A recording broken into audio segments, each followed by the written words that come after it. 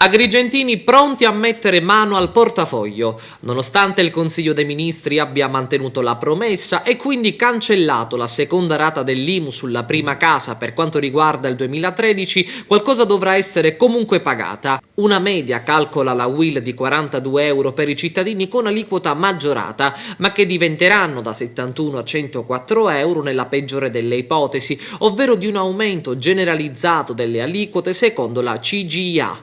Si tratta della mini IMU, cioè la differenza di gettito determinata dallo spazio tra l'aliquota standard e l'aumento deliberato dal loro comune, con un intervallo che spazia dal 4 fino al 6 per 1000, che riguarda una quarantina di comuni capoluogo e tra queste Agrigento, dove il sindaco Marco Zambuto ha fissato al 6 per 1000 l'aliquota, il massimo possibile.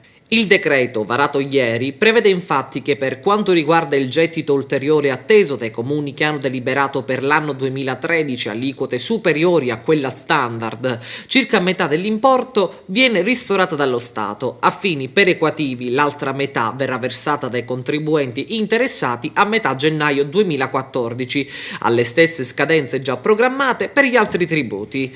La situazione è abbastanza ingarbugliata, ma il metodo di calcolo non dovrebbe essere troppo complesso, anche se i CAF lanciano già l'allarme. Si calcola l'IMU dovuta con l'aliquota standard e le detrazioni stabilite dal comune. Poi si calcola l'IMU dovuta con l'aliquota maggiorata e la detrazione. La differenza diviso 2, visto che il 50% lo paga lo Stato, è quanto dovrà pagare il cittadino.